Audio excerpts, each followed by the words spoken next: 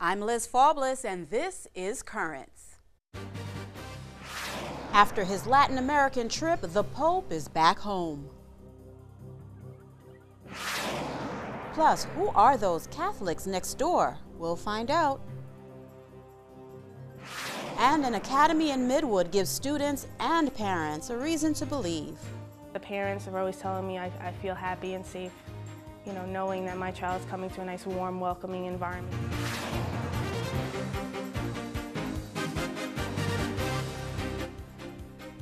Good evening, and thank you for joining us. After a whirlwind trip through Mexico and Cuba that lasted just under a week, Pope Benedict returned to Rome today. The Pope arrived at about 10:30 this morning after an overnight flight. He then boarded a helicopter which took him back to the Vatican. Now, during his farewell address in Cuba, he called on Cubans to draw on the faith of their elders to build a better future. Now, the Pope's trip was expected to have quite an impact, especially for Cuba. The country has been under communist rule since Fidel Castro came to power in 1959.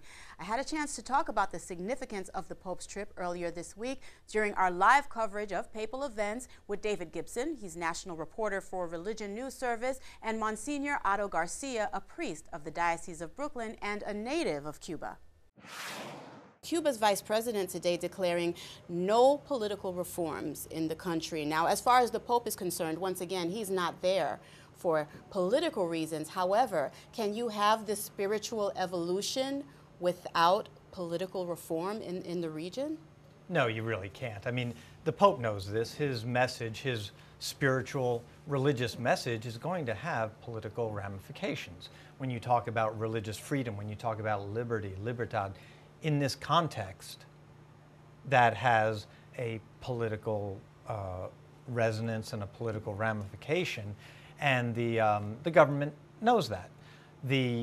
What they are interested in, of course, is some economic reforms. I mean, communism, Cuban style, is a failed experiment. There's really no way around it. I mean, I kind of can see if there's any way to sort of put any method to the government, the Castro government's policies.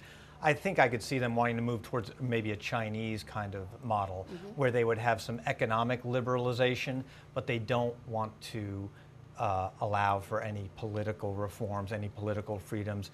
As the minister today reasserted, it's a one-party state.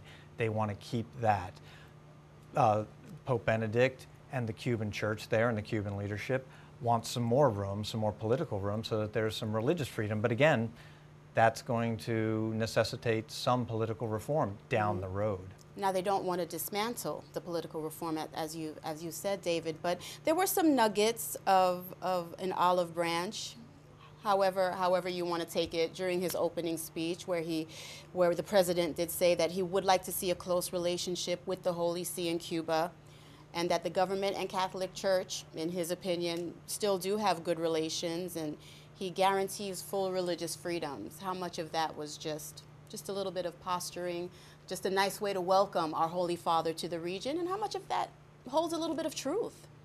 I mean, I think you have to also look at it like David says. Any type of approach that the Pope takes or that the Church takes has political ramifications to it, and once the Church is given room to greater room to act, tensions will ease, because they will see that the Church has certain goals, but the goal of the Church is a human person, and obviously part of the goal of a human person, and the Pope spoke about it, I believe, yesterday in the Mass, is the whole idea of freedom. The whole idea of freedom that has to be respected. That is one of the most basic elements of the human individual that have to be respected. And I was there as well in 1998. It was a remarkable visit. And the setup to that visit, I think, was very much in the context of Pope John Paul II, this Polish Pope, the slayer of Soviet communism, the man who, less than a year after his election in 1979, had gone back to his Polish homeland, and together with the Solidarity trade union movement had touched off these massive demonstrations that helped lead a decade later to the fall of the Berlin Wall. That was kind of the expectation of him going to Cuba. And I think that's a bit of a false hope, and I don't think John Paul II bought into that. Not every movement of liberation is so sudden, to use a phrase, revolutionary. It's often evolutionary, and I think John Paul II knew that. And I think we can't judge every papal visit, every liberation movement by that same dynamic, by that same chronology of what happened in Eastern Europe.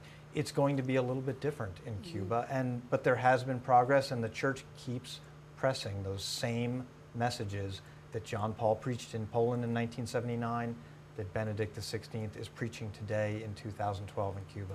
And let's be clear, the message of the new evangelization is not lost amid the political realities with Pope Benedict. I mean, he's certainly very realistic about it. Asked about Cuba on the plane on his way to Mexico, Benedict said, "Today it is evident that Marxist ideology in the way it was conceived no longer corresponds to reality." He's very clear. Right. He's very open in his expression that things do need to change with regard to Well, the I think political structure. we also have to understand that this is a man of faith, and that there's something else working behind this, which is namely God Himself. I mean, we believe that God guides the destiny of the world, and in a sense guides, respecting human freedom, guides somehow human history. And there's two things that I remember from way back. One of the Cuban bishops, in fact, one Archbishop of Havana, way back, about 35 years ago. You probably weren't born yet. I was quite born, but thank you. He said to me, I said, "How is the church in Cuba?" And he said to me, "The church in Cuba is like a brook amidst stones. And the water keeps flowing, and eventually the stones are affected by the brook." The other aspect, going back to David's idea of the expectations that people had when John Paul II came, Cuba is different. Cuba is an island. We can never forget that. And people who live in an island, I was talking to somebody about this recently, people who live in an island, there's a certain protection, isolation that naturally takes place. And, what happens elsewhere, where countries are related and they're just boundaries among them, cannot necessarily be the same thing that will happen in an island. So I think the expectations have to be different.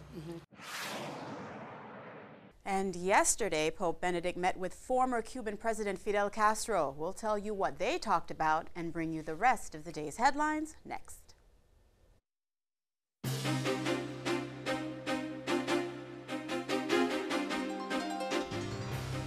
Welcome back to Currents. I'm Liz Faublas. Coming up later, we visit one of the Brooklyn Diocese's first Catholic academies and our latest School of the Week. First, here are the day's headlines. Yesterday, shortly after celebrating Mass in Havana's Revolution Square, Pope Benedict did indeed meet with former Cuban President Fidel Castro. Rome Reports has those details. Benedict XVI and Fidel Castro spoke together in a half-hour meeting. In that time, they discussed world issues, the new liturgies of the Church, and the problems of humanity, according to a Vatican spokesperson. Fidel reportedly asked the Pope how he was handling his responsibilities along with his age. The Pope then replied that he may be old, but he is still able to perform his duties. For the meeting with Benedict XVI, Fidel was accompanied by his wife and 2 sons. And Castro is a bit older than Pope Benedict. The former Cuban president is 85. The Holy Father will turn 85 next month. Vatican spokesman Father Federico Lombardi said the meeting between the two had a, quote, very cordial atmosphere. Castro asked Pope Benedict to send him a book to help him reflect. The Vatican spokesman says the Pope has not decided on a book yet. From Washington, the fate of the health care reform's individual mandate is now in the hands of the Supreme Court. The court wrapped up its third and final day of hearings on the measure requiring all Americans purchase health insurance. Attorney Paul Clement may have argued against it before the High Court, but he's not making any predictions. The justices are all focused on this case. They're asking hard questions of both sides, so I would never get in the business of being a prognosticator. I do think the one thing that's pretty secure is that the justices are taking this case very seriously. The deliberations process for them has just begun, really. Now, the Supreme Court could decide to overturn all or part of the health care reform plan. U.S. bishops have supported health care reform in general, but argued against parts of the plan passed back in 2010 that fund health plans that cover abortions. Meanwhile, the head of the U.S. Bishops' Conference continues to speak out against the Obama administration's contraception mandate. In an appearance last night on Fox News' The O'Reilly Factor, Cardinal Timothy Dolan said the issue is not contraception, but rather religious freedom. This mandate would force religious organizations to go against their consciences by including contraception, sterilization, and some abortion-inducing drugs in employee health plans. Dolan said the church's opponents are, quote, very shrewd for choosing an issue that the church does not hold a popular position on. The cardinal said churches need to have a voice in the public square. If we duct tape the churches, I'm just not talking about the Catholic Church, if we duct tape the role of religion and the churches and morally convinced people in the marketplace, that's going to lead to a huge deficit, a huge void, and there are many people who want to fill it up, namely a new religion called secularism, okay, which would be as doctrinaire and would consider itself as infallible as they caricature the other religions doing. So to see that morally driven, religiously convinced people want to exercise their political responsibility, I think that is not only at the heart of biblical religion, it's at the heart of the American enterprise. And Dolan was also asked if he would encourage Catholics not to vote for President Obama. He answered no, saying Catholics like bishops to be principled and make the church's stance clear, but don't like bishops telling them how to vote.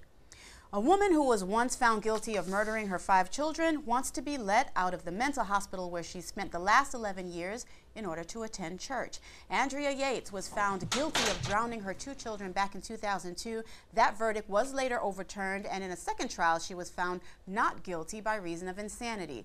Yates claimed that she drowned her children, the oldest was 7, in order to save them from hell. According to Yates's lawyer, doctors say she should be allowed to attend church. He says the doctors will make the request to a judge in the next week or 2. An Oklahoma judge has ruled an abortion law in the state is unconstitutional. The measure requires women seeking abortions have an ultrasound before proceeding with an abortion. The law was originally passed in 2010, but was halted shortly after as the lawsuit against it went forward. And the Catholic chaplain at Vanderbilt University says a Catholic student group is being forced off campus by a new school policy. The school's non-discrimination policy prohibits student groups from requiring its leaders to hold specific religious beliefs. In a statement, Vanderbilt Catholic chaplain Father John Sims Baker is critical of the rule, asking how is it unimportant for a Catholic group to be led by a Catholic. In a statement, the group's board says it cannot in good conscience abide by the school's policy and will move off campus beginning in the fall semester. A lawyer for the Bishop of Kansas City, St. Joseph, is asking that charges against the bishop be dismissed. Bishop Robert Finn is accused of not going to authorities after learning a priest was in possession of child pornography. His lawyer argues that the bishop was not required to report the incident to police because it was the responsibility of another diocesan official. Another official later did tell police, and the priest was later charged. Well, if it's religion you want, Mississippi may be the place to be. According to a new Gallup poll, that state is the most religious in the nation. 59% of Mississippians are very religious and only 11% are non-religious. The other end of that spectrum, New Hampshire and Vermont, are at the bottom of the list with only 23% of those states' residents classified as very religious. Finally, for the 7th year in a row, St. John's University honored a group of people contributing to a spirit of learning. St. John's University and its School of Education is pleased to honor the father of one of our own, Thomas Tajusco, with the Leadership in Education Award. Congratulations, Tom. Tonight we honor leaders in education who are basically, whatever their rank or whatever their current position, teachers. Those who have dedicated their lives to the improvement of the lives of others. Leadership is what inspires teachers in the classrooms, for those who are administrators, but remember they have been teachers themselves too. Leadership guides them into thinking in new ways about how to improve the existence of the children in their schools. For me personally, working in a Catholic school is exactly being on a team that believes with the same mission, vision, and goal: to educate our future while spreading the word of Jesus Christ and nurturing the foundational values and morals their parents have already instilled in them. I really want to encourage to tap someone on the shoulder. If they see that someone possesses the leadership skills that are needed to run a school or to be a good leader, let them know that so they can become that. I believe that St. John's University, the School of Education, and recognizing me confirms what we are all doing here this evening, and that is Catholic education. I think we need to get the good word out about Catholic education, and I think we need to say that we have a product in Catholic education that is worth the investment. So it is a tough time, but I firmly believe that with collaboration and good communication, we can turn the tide and begin to rebuild. Heavenly Father, send your choicest blessings upon our honorees, who have demonstrated generous and heroic leadership in education. May their witness inspire a new generation of teachers to follow in their footsteps. And among the honorees were two people from the Diocese of Brooklyn who we heard from in that report: Dorothea Breen, principal of Immaculate Conception School in Jamaica Estates, and Thomas Chadzuko, superintendent of schools for the diocese. Stay tuned. There's more currents ahead. Coming up, a Catholic next door is coming to our neighborhood this weekend.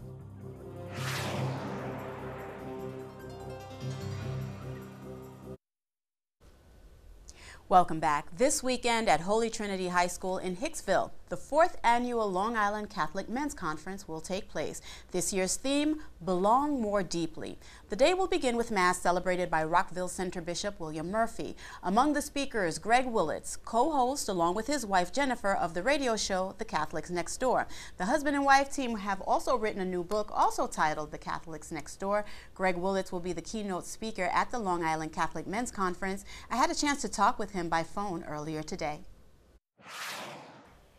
Greg, what is the ultimate goal of the annual Catholic Men's Conference? Well, this year they're focusing on the theme of belong more deeply.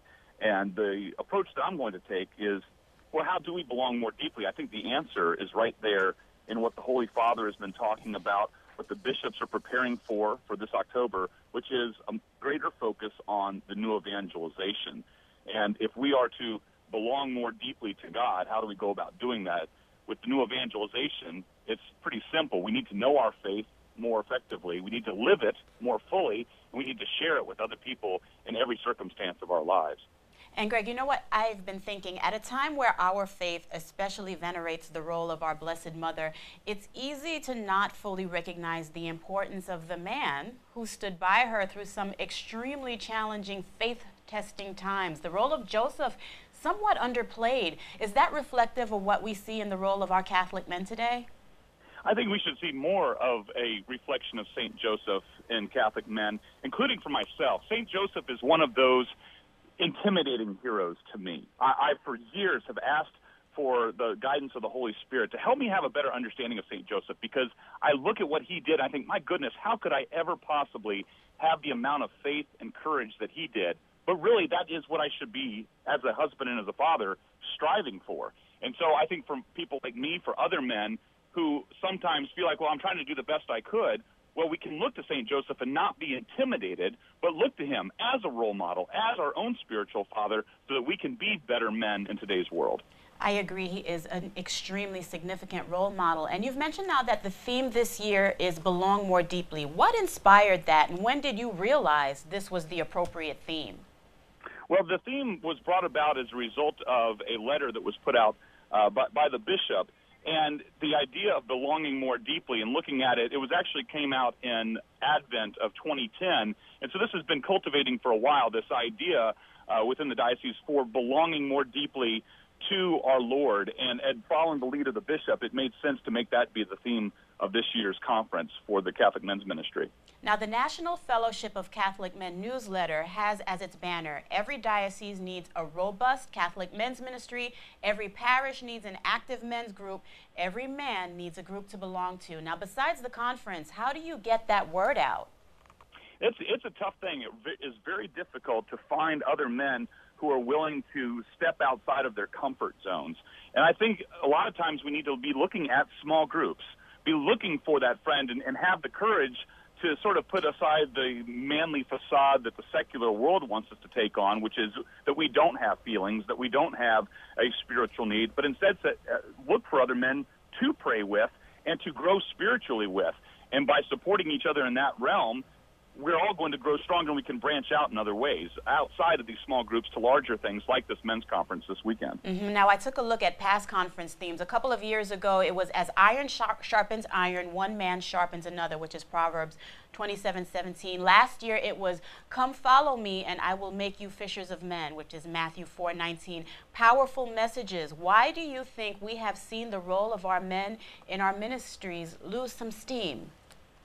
Well, there's so many different reasons why. I think that part of it goes back to that idea of, in this new evangelization, that we need to know our faith. We need to be re-evangelized ourselves.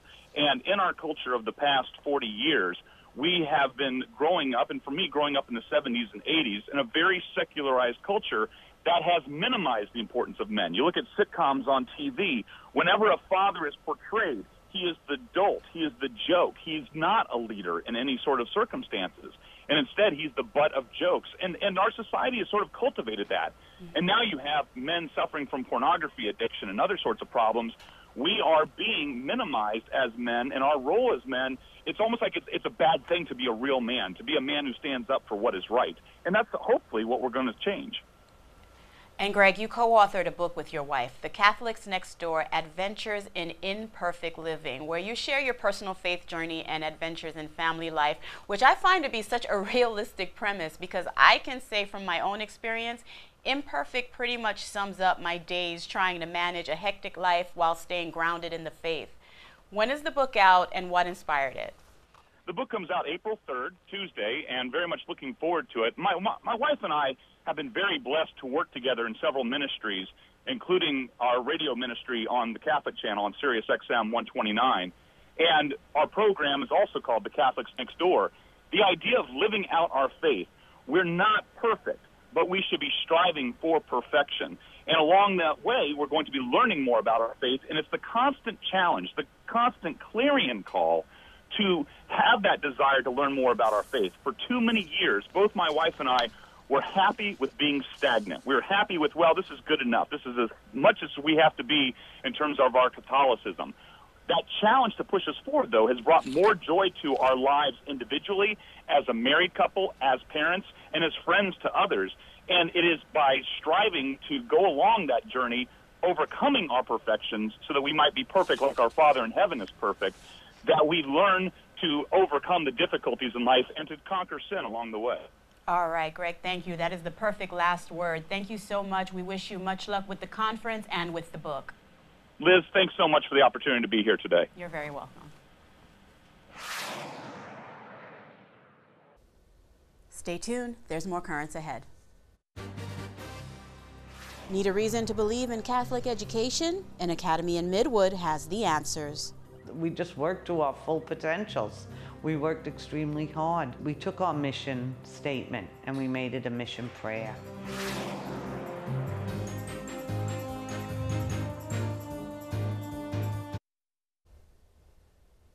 And finally tonight, Catholic elementary schools across Brooklyn and Queens undergoing a process known as preserving the vision.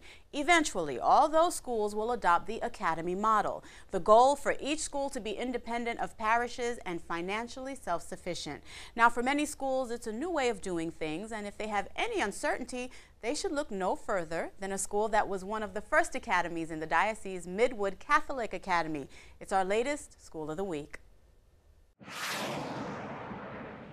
Midwood Catholic Academy was formed from two schools, St. Thomas Aquinas Flatlands and Our Lady Helper Christians. Those two schools financially were not doing well.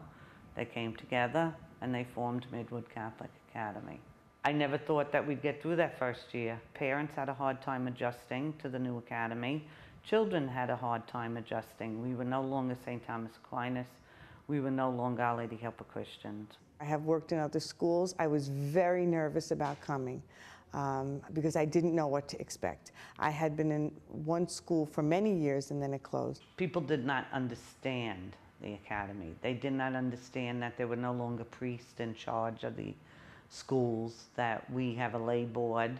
They didn't want to lose those traditions. As a parent myself, I try to understand how the other parents would feel by going according to my own feelings. So I really try to go out of my way to assure the parents that I have had plenty of experience, I have worked many years, I am a parent, and I am more than happy to work with them. We took our mission statement and we made it a mission prayer to be in a safe, God-loving environment, and that's just what we try to instill and everywhere that the children go here. The school works really closely in the early childhood years with all the teachers to make sure that each child's coming in with a social environment and a school environment. So it's academics and social. We just worked to our full potentials. We worked extremely hard. We did family-oriented activities. We held carnivals. We do a card party. Anything to get the people out and see us on more of a social level. Trust is a huge issue with parents and Catholic education. They trust that their children are going to get the most that they can get. They're working very hard to send their children here. I take a separate time for each parent to come meet with me for each child in the class so that we can work together to build some sort of relationship so that they can trust me. So it's adding that little personal touch, saying good morning to the children, being out there when they're coming in, saying good afternoon when they're leaving. I never give up on children. Every child has a potential to be something. Every child can learn. Over the years, I have found that the child that's the easiest to give up on is the child that really needs me the most. And so it is never okay to give up on that child. My children definitely treasure their education, and because of that, they have a great respect for people in education. At a very early age, when I'm with my nursery students, even if somebody bumps into somebody, even if it was an accident, we say, I'm sorry. It's as early as that, we speak about respect towards others. They take off their hats or their earphones coming into the building. They should be holding doors open. We don't hit, we don't curse, we don't use foul language towards each other. They have to be respectful, and we have to respect them. By 2009, we outgrew the building we were in. Our enrollment was up, and we needed to make a move, and that's when we came here to this location on Hendrickson Street. And we equated to a family that outgrows their home and has to move to a bigger home. And the school is thriving. It really is a thriving school. This year so far has been great for them, and so they feel like they can come back next year. The parents are always telling me I feel happy and safe, you know, knowing that my child is coming to a nice, warm, welcoming environment. 2012, parents know that they can believe in us. They know that we're doing everything we can to make them an overall whole child of the Catholic faith. We are definitely a school that parents can believe in. And that is all for this edition of Currents. Coming up tomorrow as we prepare for Holy Week, getting in the right frame of mind. Until then, be sure to visit us online at currentsny.net. For all of us here at Currents, I'm Liz Faubles. Thank you for watching and have a good night.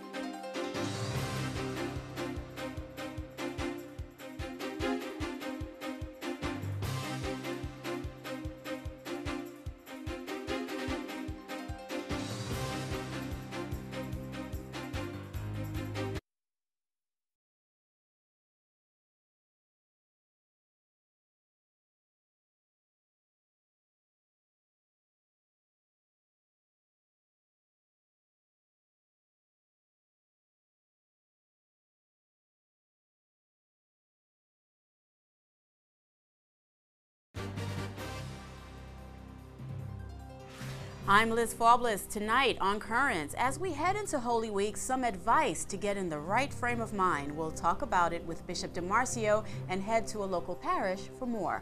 That and the rest of the day's headlines tonight on Currents.